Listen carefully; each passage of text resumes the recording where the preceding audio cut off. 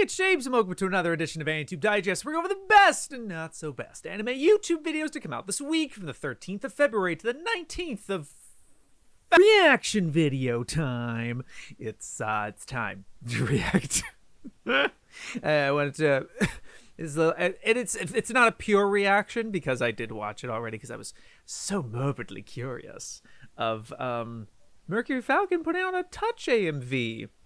And I will be quiet as possible because he's halfway through Touch. And some people were talking about like his music choice being specific. And yeah, there's some on the nose stuff to it, but I do enjoy it. But let's watch it again.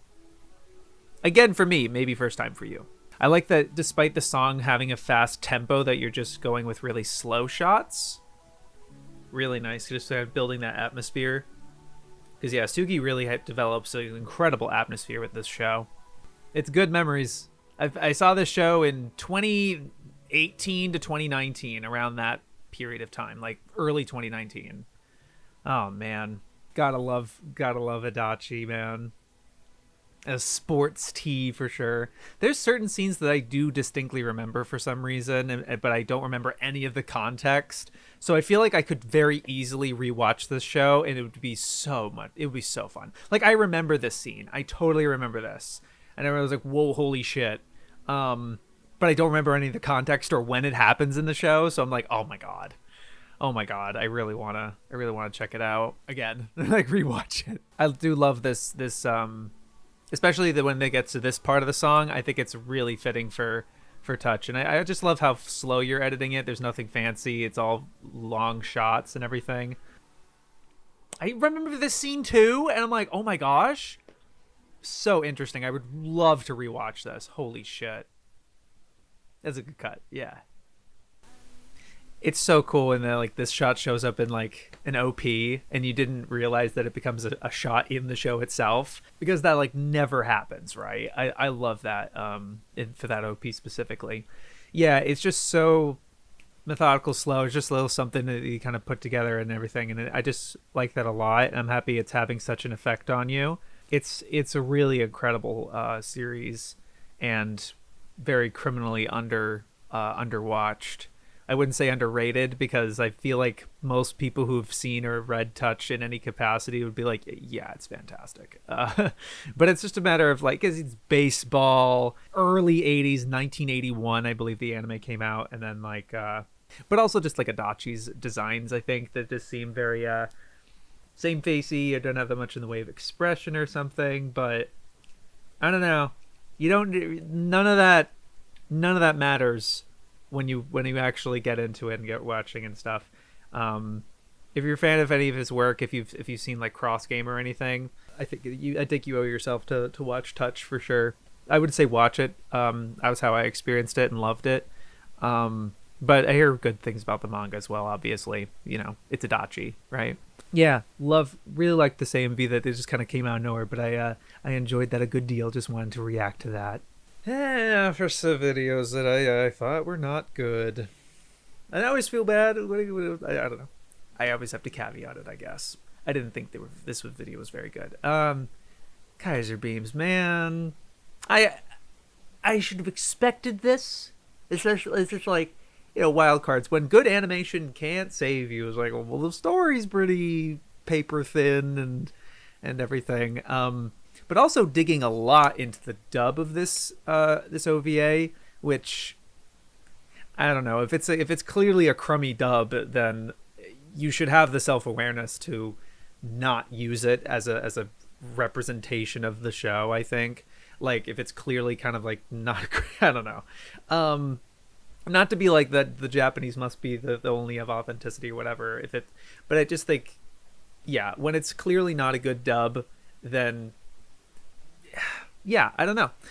But it's like it felt like you spent a lot of time hacking away at that, and then when you actually had to get to like why the substance isn't there, or there's no story or whatever, the most you said is that like, oh, I watched it 3 times and I couldn't understand the plot. I couldn't even follow it. And like, okay, sure.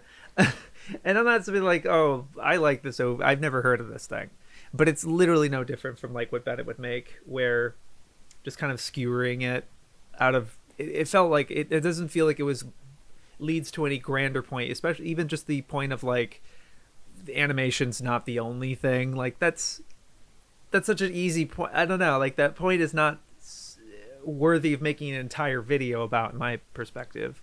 But even just like saying that like it felt over animated at points, I don't think that's quite the right terminology. But like there's what you the problems that you're bringing up with it, which I mean, maybe I'm not familiar with the OVA or anything, but it did feel like maybe this just is the case, but like you were using a lot of the same clips, so it's hard to get a full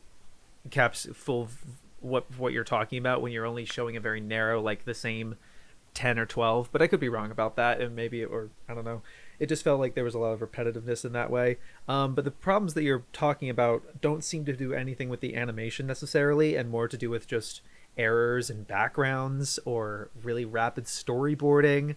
How much of that is the animator's fault in making it over animated, and how much of it is just like poor kind of sloppy direction or storyboarding? And that's fine, like you could kind of like but I feel like that needs to be a specific identified problem, and giving ample examples. I don't know why that's just the term now that I use.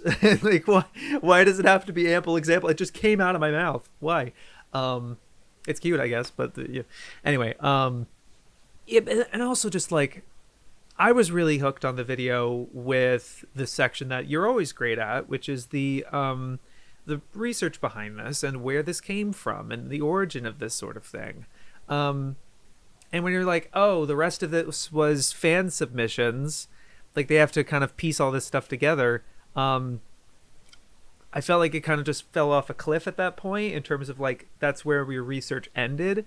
And I feel like you could have been more transparent about that, or because it just felt like pieces were missing in the context of like why they were making this, you know? But I just feel like this seems to be in the same, like within the window of, what they wanted to make out of it. And you reference a couple of names of the people that were sort of involved and the people who were animating this, but it didn't feel like there was a cohesive, like, here's the person that made this, or was the idea of the original creator or whatever, and this is their thoughts, or maybe a quote or something, or maybe there was and I didn't notice it or something. But it just didn't seem like you had the patience with this OVA because it's so bad or whatever, that we couldn't learn anything greater about it, and it's just kind of left with like, it's crap, you know. And I know you're better than that. I know you do way better stuff than this. And I do want to contrast it with the video I watched directly after it, which I thought was kind of the best video of the week for me. I mean, I'm just going to bring it up now, with RebelTaxi's Super Milk Chan video. Also didn't really like it at the end of the day, and I'm not saying the video's bad because you didn't like it or something. I think there are ways to make it more informative or entertaining, and just generally substantive, while also being honest about how you feel about it in terms of like, it's not great. This is kind of the best way to watch it or whatever. And, you know, and I can have my disagreements or skepticism about that. But like, it doesn't cloud the entire video or just make it feel like you describe it as a shoe and you're like, fuck it, I'm just going to drop the other shoe right now and just like get it over with, in terms of like, oh, I have to complain about this show now. Do you have to? Like, I don't know. Like, I understand, like, you if negative or criticism or and that sort of thing is the crux of is the whole in intertwined with the video and everything, I do still feel like there are ways to make that palatable or entertaining, and for at least audiences like myself that understand that what you're talking about, especially something this niche. In RebelTaxi's case, it's Super Milk Chan. It seems like kind of a little more of an iconography thing, so it's a little more recognizable. But by and large, his audience has no idea about it, and this is the first time they're hearing about it. And absolutely similar for this OVA Wild Cards, which is not. It's not like some of the more popular stuff that you've covered before, where it's like, oh, you know, if you know type of thing. But this is a sort of way more obscure. I don't know how many people have made videos on it. I haven't looked it up or anything. But yeah, it's like you have that responsibility to demonstrate it in a way that's like people understand this series, and they don't understand it by how bad it is. I feel like that's such a problem with our community, is that we always determine thing bad or thing good or whatever, and it's not just kind of existing as they are, and realize that it's individuals' opinions in terms of like, oh, I thought it was crap, and therefore it is deemed crap. Like, no, what? I don't know. Not to say that you're making this such grandiose claims. I just feel like this is feeding into that culture a little bit, or it reminds me of it, I guess. But I would go back with RebelTaxi's video with like, I just felt like despite him having that, the video was so stuffed with outer context of who the people were that made this, in particular a particular individual, and extrapolating that to this other series that's extremely weird and no one's heard of it. And he's just exposing his audience to more of it. That's just really fascinating and interesting. Maybe not all that good, but the point isn't whether it's good or not, right?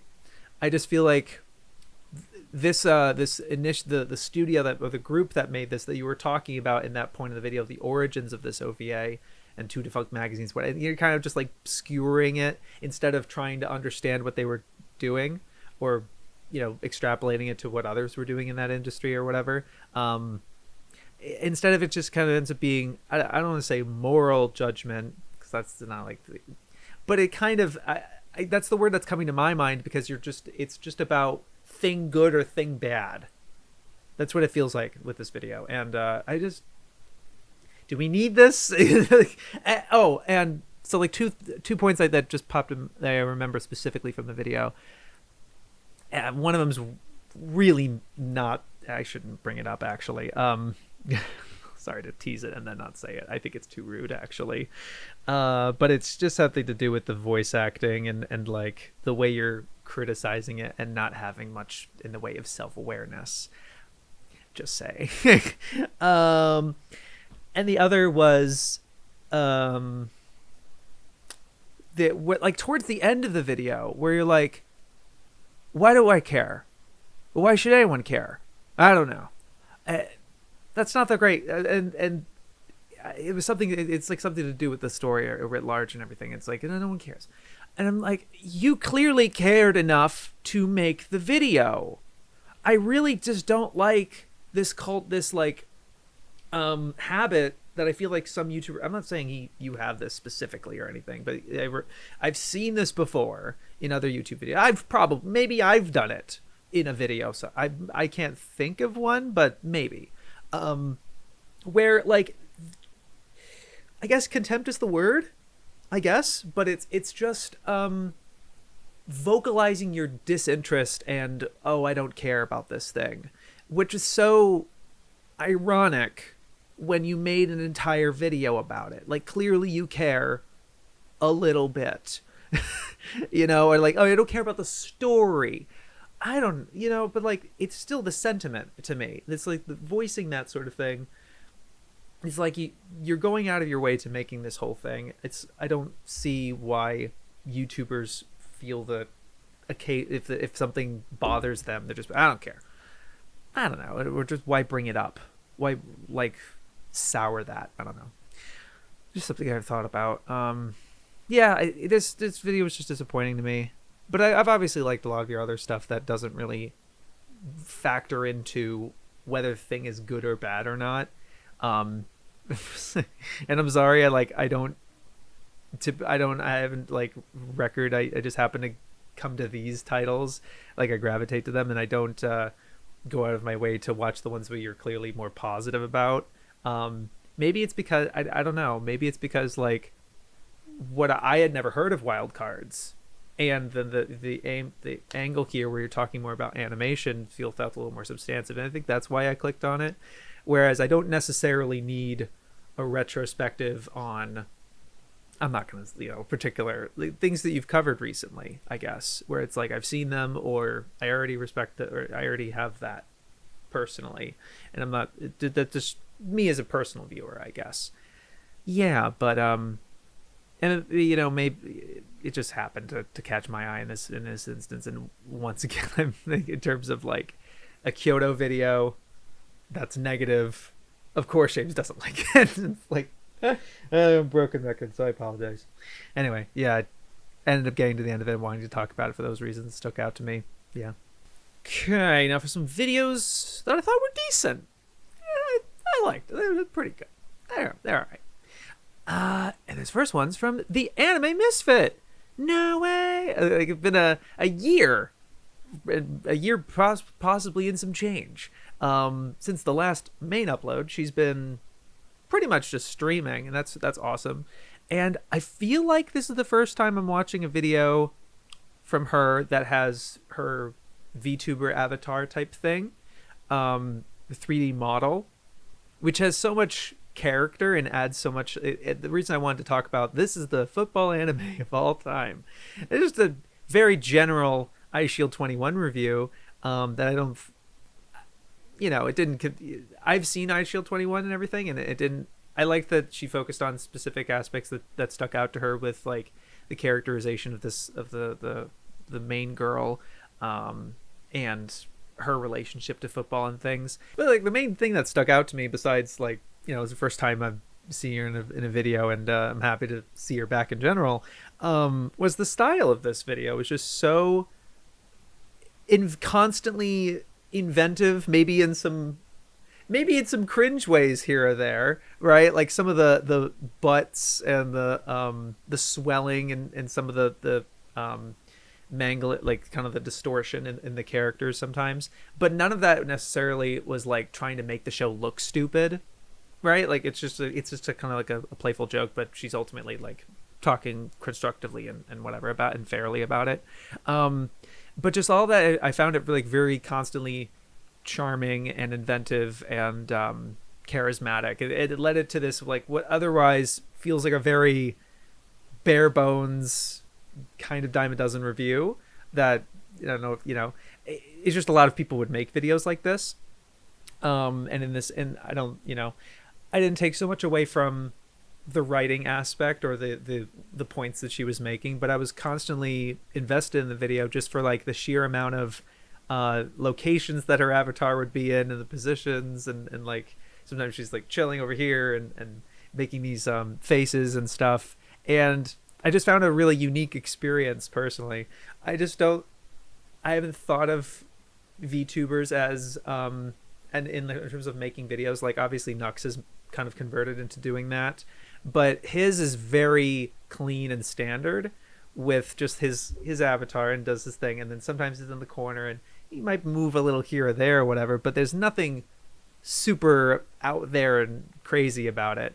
But the fact that Anime Misfit's character is just in a football stadium and doing all these kind of cool hand motions and stuff and all the different faces and everything, it just adds so much character and enjoyment and kind of an entertainment factor, so that, like, you know, I don't care if, you know, how the review itself ends up going, whether it's substantive or not.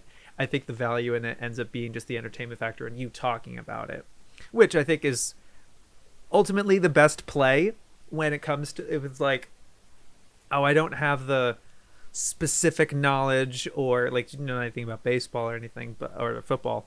I don't have this particular niche or angle or anything particular, but I do have my sense of humor and style and things like that. And I think that's really encouraging to see. Yeah, I found this very wacky, enjoyable, and a good time. Yeah, I liked it. I was recommended this Kross video, which did show up on my TL, but didn't click it right away because, yeah, Avatar video. To be fair, totally fair.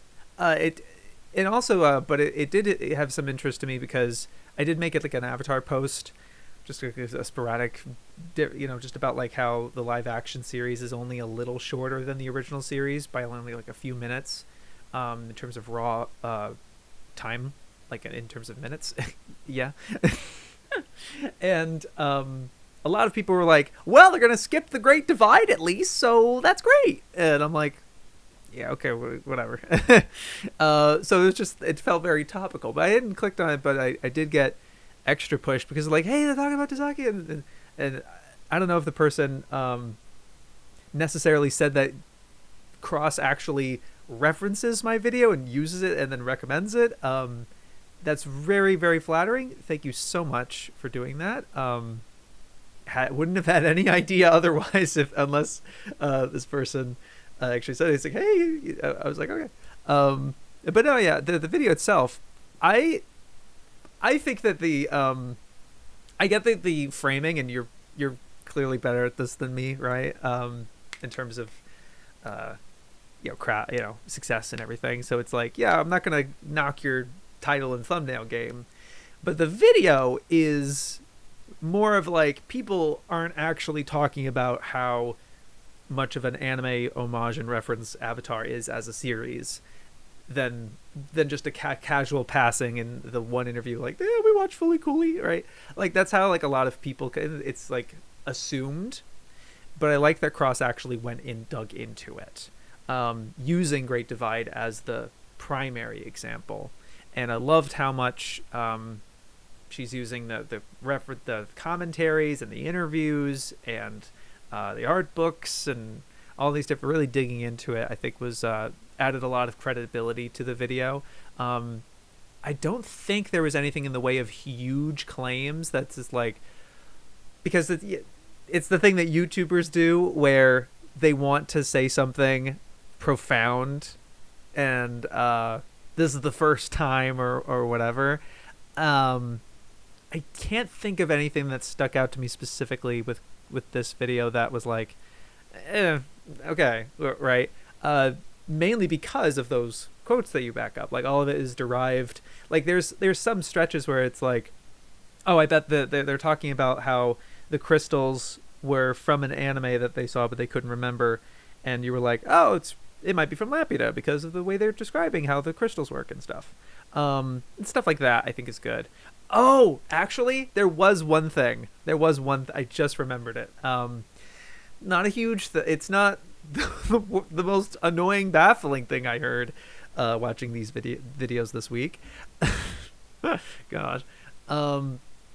But when you mention Hiroyuki Imaishi animated something from episode 22, and it just so happens that the writing in episode 22 mirrors an episode in Avatar, in the plot beats and stuff and the time it had come out and everything.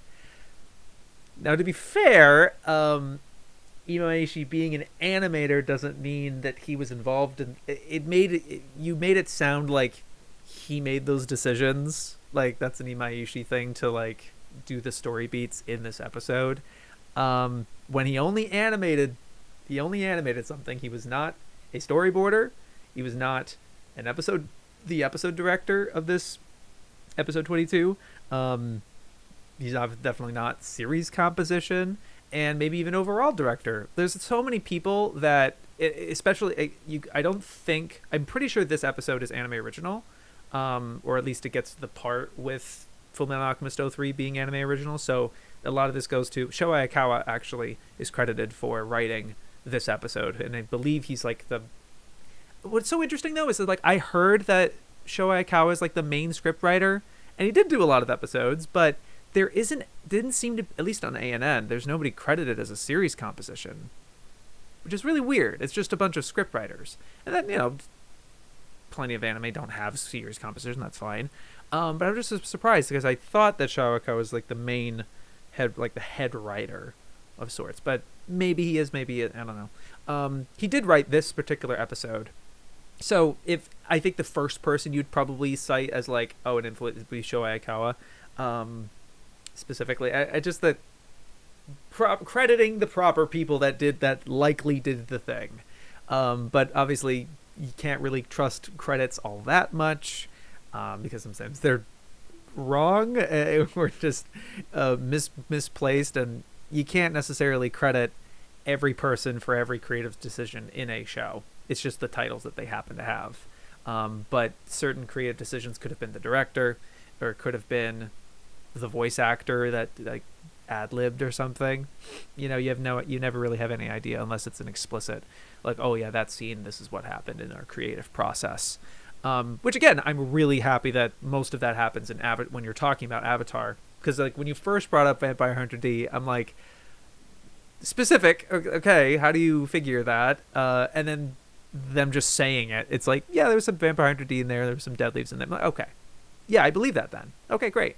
Not that their word is necessarily gospel, but it's certainly it's better word than a YouTuber is all I'm saying. But yeah, I thought this was I just feel like the packaging ended up being kind of misleading. Not like in a clickbaity kind of way. You're still making that point, but the reason it's 22 minutes is just you ended up extending the whole conversation out to Avatar's relationship to anime in general. And yeah, I did appreciate the when he mentions when you bring up the postcard memories in Avatar, using clips from my video on it and then referencing it directly. I really appreciate that. Thank you. It was just really it was nice to see. Though I will say, and you show as much in the video with like the particular clips that you're using, the postcard memories were used way more than just Azaki. So it's very likely, like they were like, oh, it's from some old anime. There's such a likely chance that they're just talking about any sort of a random anime OVA that they've seen, or Pokemon has a ton of. I'm pretty sure Pokemon, like the original Pokemon, I'm almost positive has a lot of them.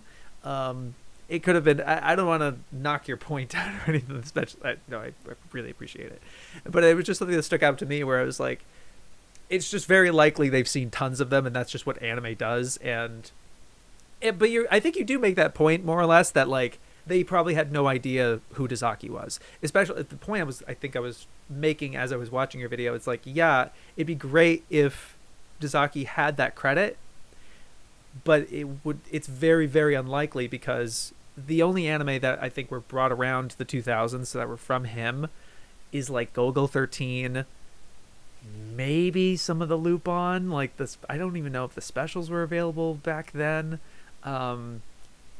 Just not a whole lot of it was ever really brought over, and the stuff that was very not his best work. Not to say I love Golgo, but like Sword for Truth, One Pound Gospel, these like cheaper OVAs that they could afford and bring over, that was the impression that a lot of people like, yeah, they know that he does the Aim for the Ace and the Ashton of Joe, those are really important titles, but yeah, we can't see them, we can't watch them, so yeah, I hear they're good, right? But that's as much as their relationship is, and that's why his notoriety hasn't. But yeah, I think you get that. Sorry, I just like talking about it. Okay, sue me. But yeah, I'm really flattered that my video had some influence on you in that way, and you felt the urge to show it as well and recommend it. I really, really appreciate that. And thank you to Ian for recommending it for just like, you definitely should watch this. I was like, okay, I'll go, I'll do it, and it made it. There's a couple of videos that I didn't end up finishing or had much to say about, but no, I am happy I watched it. Very good video.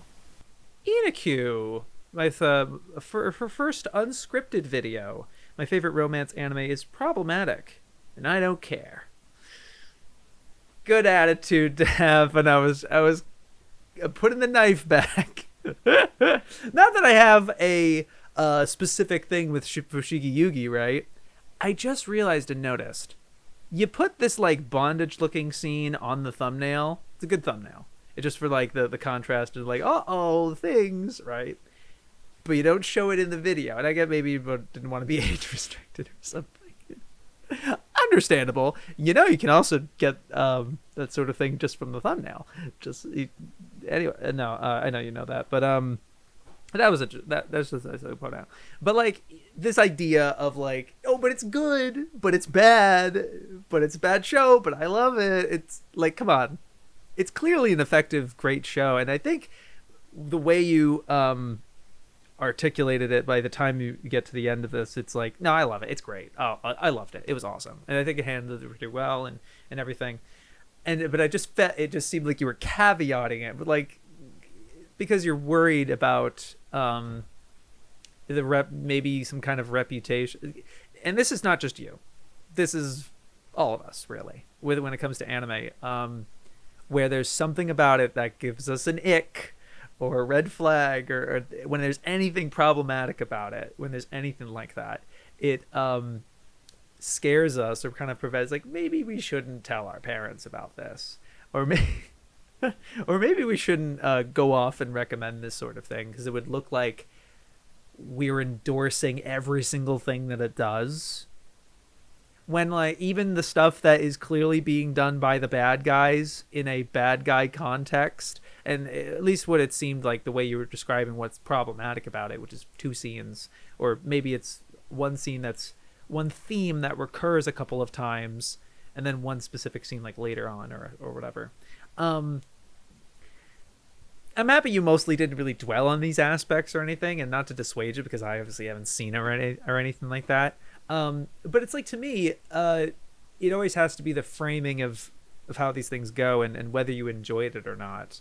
And maybe even in spite of those things, like, that made me really uncomfortable, but I got through it because because maybe the show wanted you to feel that way.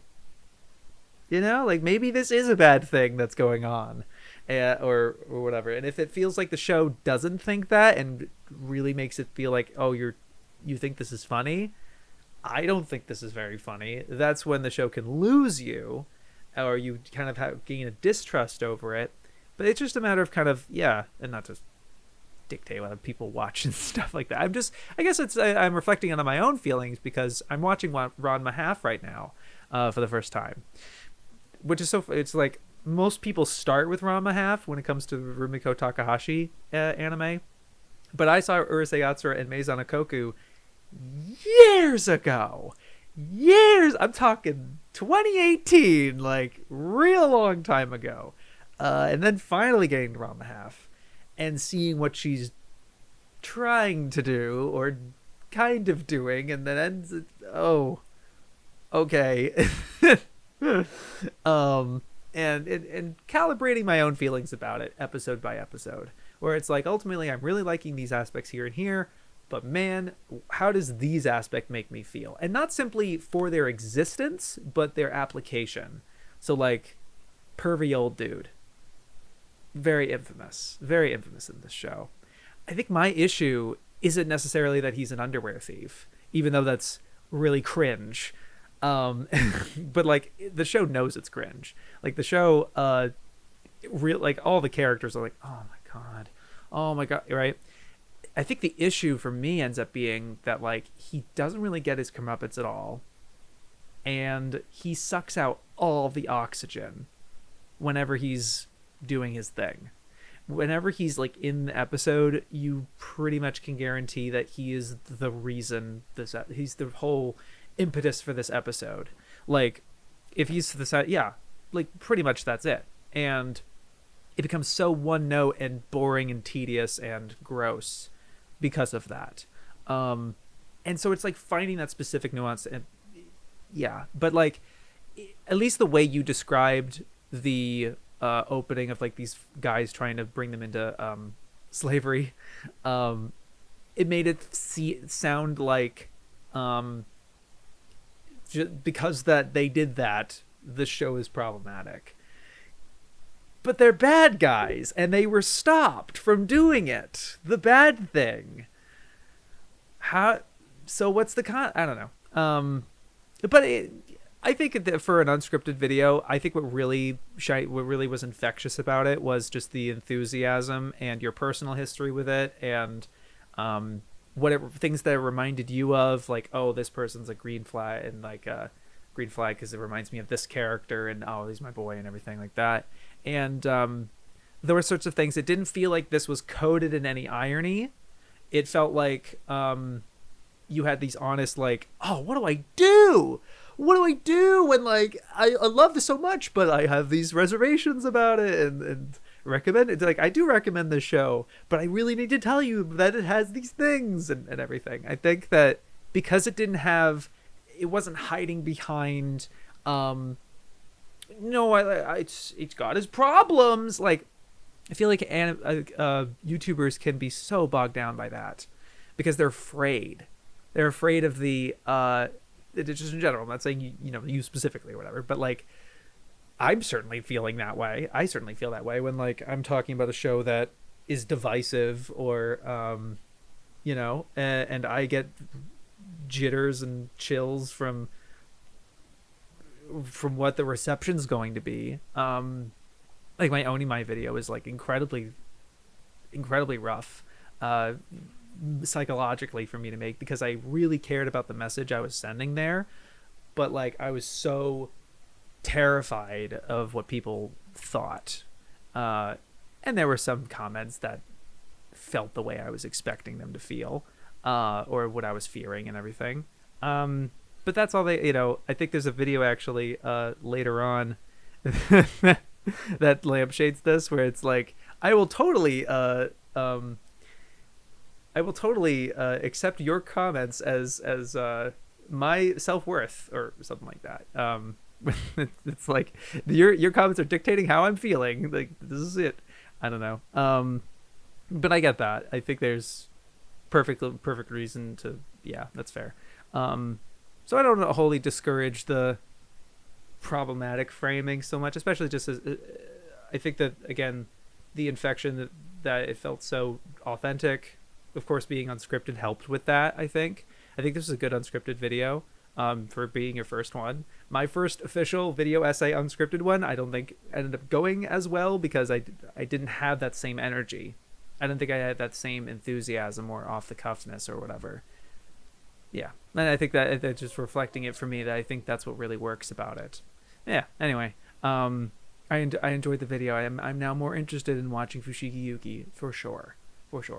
Okay, now we'll talk about the best videos of the week. Sorry, starting with a shout out because I'm in it as usual. When it comes to these things, I have to caveat with best. Dorf's Dark Den. Craftsdorf invited me onto his podcast on his second channel, or a separate channel, which seeks to talk about media in a unstructured, unrestricted, I gotta make a video about that. Like, I want to talk about this thing, but it's not anime. Right? Specifically the bear. Both the first two seasons, really. He's like, "What do you want to? I want to talk about something with you. What do you think? What we should talk and everything." And I was like, "This is the opportunity to talk about something that I wouldn't have otherwise. That's like not anime. That it wouldn't be on my channel or something, or in Digest or whatever." And I had just finished watching, or I was in the middle of watching season 2 of The Bear, and I'm like, "We should try this one." And it ended up being a favorite of his, and it's certainly a favorite of mine. So it's a 2-hour conversation about that. It does kind of go into pretty significant detail, I think, talking about finales and last shots of things and where it's going to go.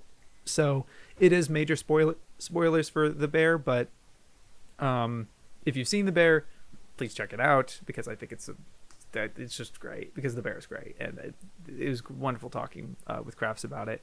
And if you haven't seen The Bear, I think that maybe this could be potentially even because I think this is definitely a series that doesn't get spoiled with spoilers. I'm happy I went in unspoiled for the most, but the more I think about it, it's just like that's where it should go, and us talking about it, and it's just the effectiveness and the execution of this series is just so over the top phenomenal. Yeah, I just wanted to shout that out. Arbitrary KYDB listing in the best category for Digest as per usual, because this man uploads once in a blue moon, but why, my God, when he does. Effin' event. Q&A number 3, coffee and piss tea.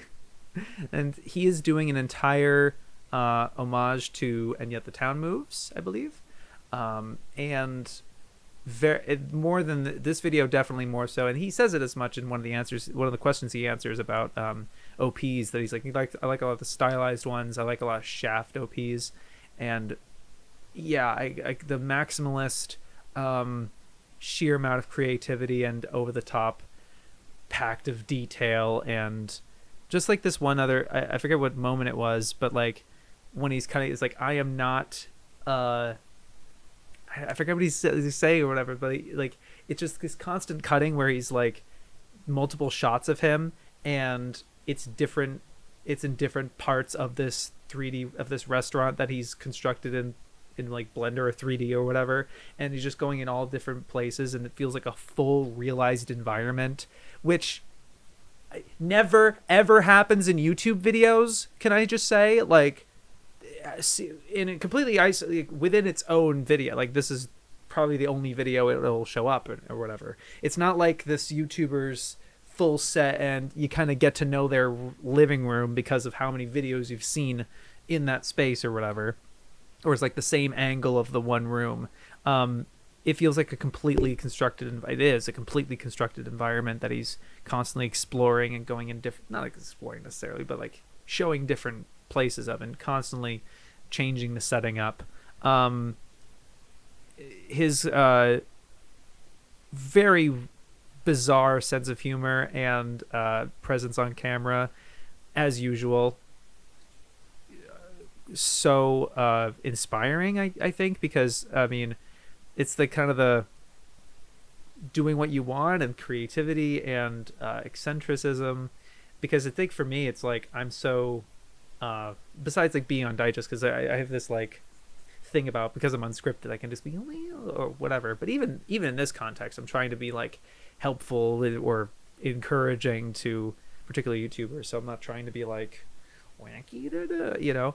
Not that he specifically, I think he does have some composure to him, but obviously he's in a maid outfit and doing all this like incredibly weird and funny things, and it's such a creative explosion, and the fact that he recreates the style of what is that, like MS Paint YouTube short thing that people make fun of all the time? I think Salty Dan made like a whole video about reacting to it. It's like really the shrill like Oni-chan, and it's like MS Paint looking and everything. The fact that he just recreates that style for the review, the little mini review he has in here, and he's just animated. It's as if like, yeah, I can do this. And he just does it. This is incredible. I just think that just like so unbelievable. Maximalist, and I really like the idea of the comments being one character that again exists within this world that he's interacting with, and has their own kind of little arc and development, or not development necessarily, but goes through their own journey, but still in the framing and context of the comments that he's gotten, that he's responding to, basically. Gosh, it's just so you never see anything like this, never.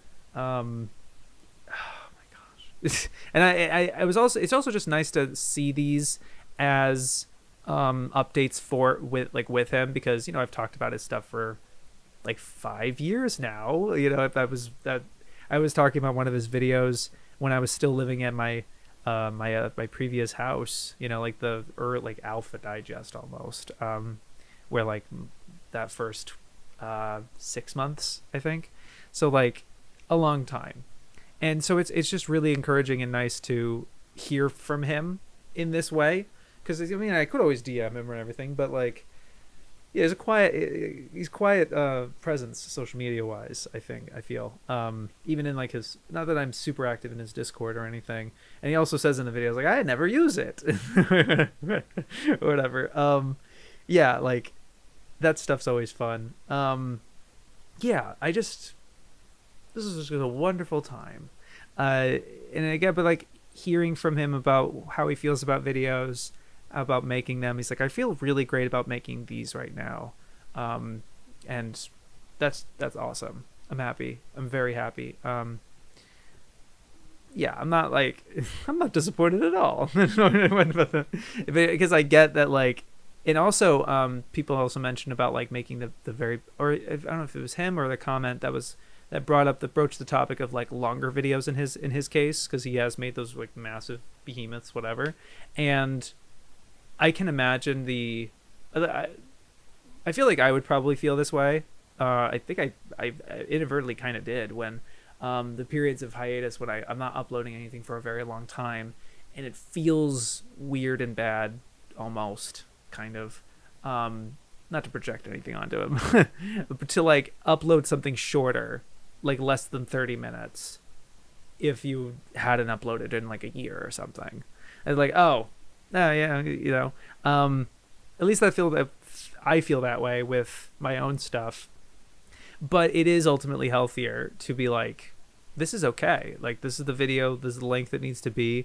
I'm already putting a heck of a lot of extremely involved, and like if you were an editor for this and then you find out that he does all of this in After Effects,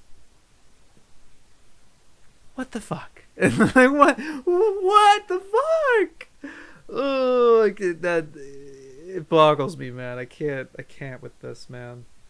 Yeah, anyway, there probably anything that I've said here has not already been said in the every single time I feel compelled to talk about a video of his. I could never skip. It's easily one of my favorites. Unbelievable.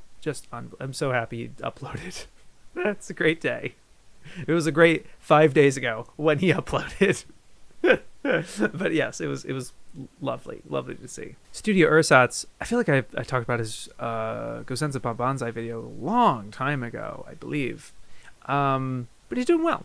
And this video made me very jealous. I was just like very, very upset at how this video made me feel like I really need to watch all 4 of these titles that he talks about. So again, it's a case where like the packaging is just sort of like a way to get people to click. And it works.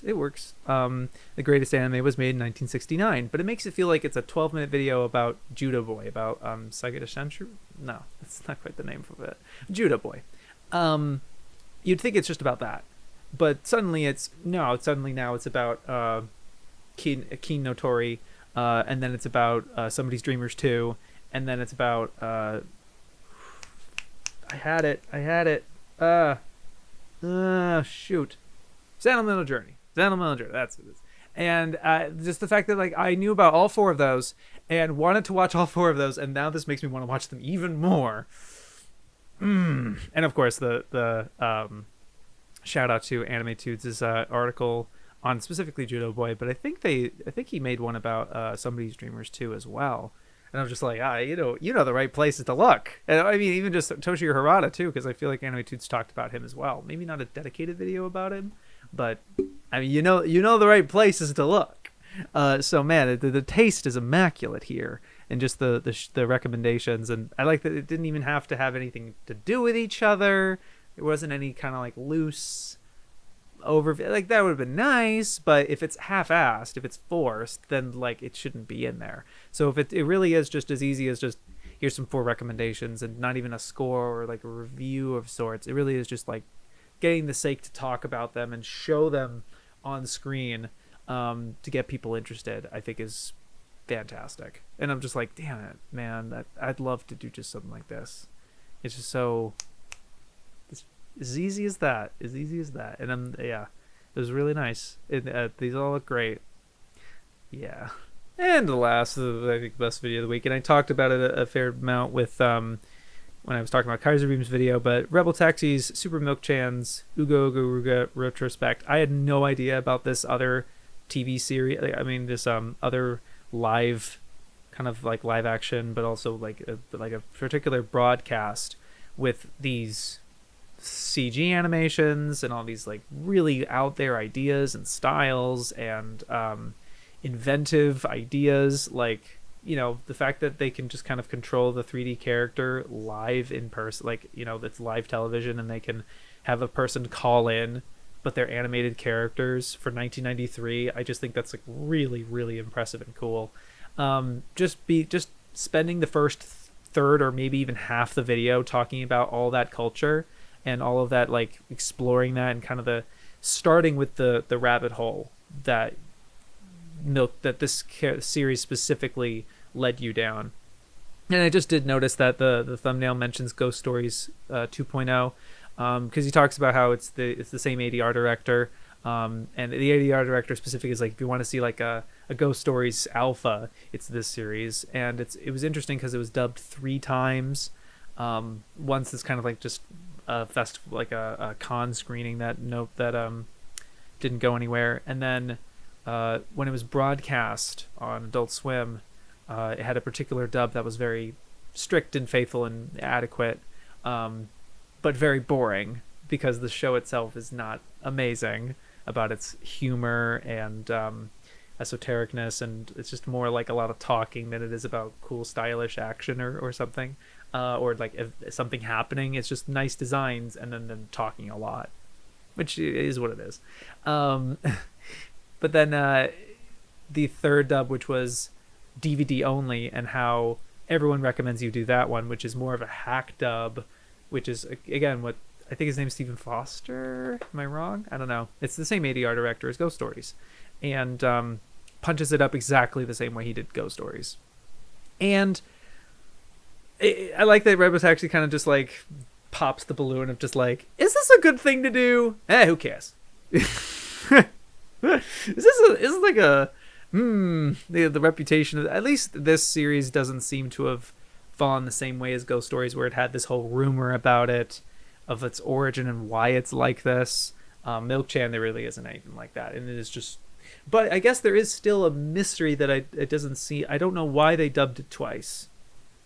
I'm surprised they dubbed, and I'm actually kind of encouraged in a way, because it does allow you to have that punched up dub, but for people who still want an English dub that's not hacked up and not a gag thing, but still watching in English without, if they are dyslexic or what, and as an accessibility thing, it's nice that both of them exist. But it is just a surprise, like a weird thing. It's just a surprise that they would go bother to dub it twice and pay twice the amount in terms of acting and time and the production that a dub takes to do that twice for this title that I don't think probably did very well. I mean, they went on Adult Swim if anything, but still surprising. But yeah, all that context was great, and again, but then the censure for it, right, is again on like Kaiser's video, looping it back after this anime came out. He concludes it with, what is this guy doing today in terms of like the creator and what else has he done, and making it really feel like it's about him and his artistic expression, couched in a review of this really funny, kind of infamous anime or whatever that looks kind of in RebelTaxi's style of sorts, where it's like it's to his audience's taste. His audience would enjoy something like this, visual, like aesthetically. They'd probably click on something like this, is likely his thought process. And I mean, yeah, he does have this very early 2000s. His intro is very similar in that vein, very nostalgic-ish, very Y2K. And just, yeah, embracing all that and showing all the different video game footage and stuff that the guy was involved with and all that sort of thing. Yeah, it just felt like really substantive and entertaining, especially with just his delivery with and all the jokes that he adds in and punches in, uncouth or not, or like were warranted or not, or like dumb or something. I think that just him having a charisma and a sense of humor within the script itself, like within the writing he's saying, but he still has the very standard YouTube delivery that people his size and have been doing it for this long kind of hone us to a specific point. Yeah, I just think this was really fantastic and loved it a lot. Excellent. Okay, that'll do for this installment of AniTube Digest. Thank you very much for watching. I'm late recording this again, so sorry it's late again. What does it say about me? I wonder what. It's also just that like I did work this morning. Like to be fair, it was because I saw Hank Green interview with Colin and Samir got uploaded, and I was like, I need to listen to that right now. So what will I do instead? I will work on my Nausicaa stuff. So I did that instead. Doing the preliminary work for some of the preliminary. I still have more to do. I did that for like half the day, and then it started to watch the digest videos, and I also work out on Mondays, and I feel like ever since I started working out on Mondays, digest has been not on time.